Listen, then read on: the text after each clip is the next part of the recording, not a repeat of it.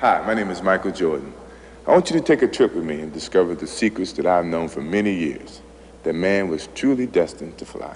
Just call him his airness.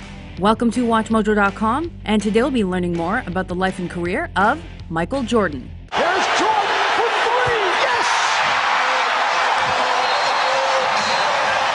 Did you see that look? Michael indicating he can't believe it. Michael Jeffrey Jordan was born February 17, 1963 in Brooklyn, New York, and was raised in Wilmington, North Carolina. While his first love was baseball, Jordan focused more on basketball as he got older. Ironically, he was cut from his high school varsity team because, at 5'11", he wasn't tall enough. That made him persevere, and he eventually posted an average of 20 points per game by the end of school.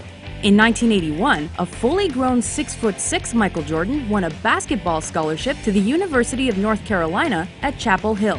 While studying cultural geography, he became a leader on the school's team and sank the game-winning basket to take the 1982 NCAA championship against Patrick Ewing and his Georgetown Hoyas.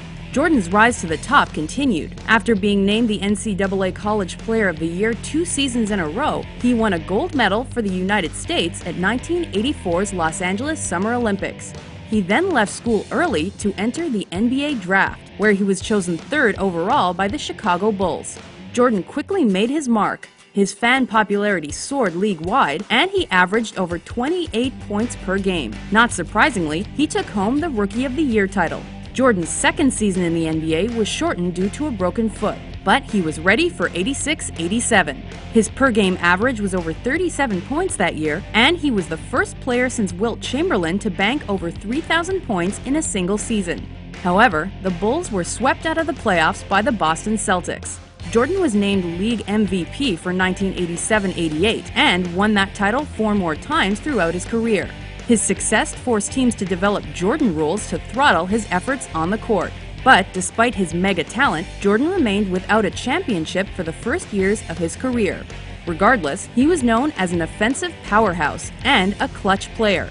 This was proven by a buzzer-beater move called the shot that occurred during a 1989 playoff game against the Cleveland Cavaliers. The inbounds pass comes into Jordan. Here's Michael at the foul line. A shot on Elo. Good! The Bulls win it! By the 1990s, the Bulls were unstoppable. They took home the first NBA championship in franchise history in 1991, and this proved emotional for Jordan.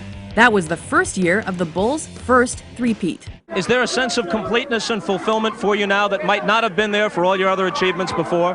Well, I wanted to get here.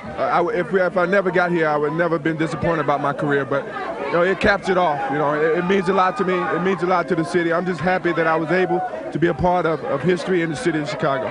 During that era, Jordan joined the Dream Team at 1992's Barcelona Olympics to win another gold medal for his country. His many lucrative endorsement deals with companies like Nike ensured his face was everywhere. By the end of 92-93, Jordan scored his 20,000th point. However, his gambling habits soon caused controversy. Things got far worse when on July 23, 1993, Jordan's father was killed during a robbery. These personal issues caused MJ to surprise the world by announcing his retirement on October 6, 1993. The next year, Jordan followed his father's wishes and began a baseball career. He was moderately successful, and on November 1st, the Bulls retired Jordan's number 23. But that proved premature. On March 18, 1995, Jordan issued a press release that read, "I'm back." The next day, he donned number 45 for the Bulls. He eventually took back his old number, and the next season, the Bulls began their second three-peat that decade. I'm sorry I was out for 18 months, but I'm happy I'm back to bring a championship back to Chicago. One of Jordan's most memorable moments from the '97 finals was his flu game, where he played while visibly ill. Didn't matter, he scored 38 points. The next season began with a lockout. This was one of many reasons Michael Jordan announced his second retirement on January 13, 1999. But just a year later, he returned as the Washington Wizards' part owner, and by 2001, he was with them on the court. In 2 seasons, he posted more records and finally played his last NBA game on April 16, 2003. Following his playing career, Jordan stayed involved in basketball and eventually became primary owner of the Charlotte Bobcats.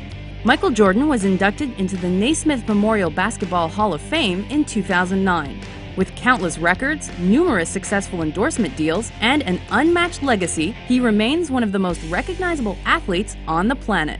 Jordan, open, Chicago with the lead! Michael Jordan running on fumes with 45 points.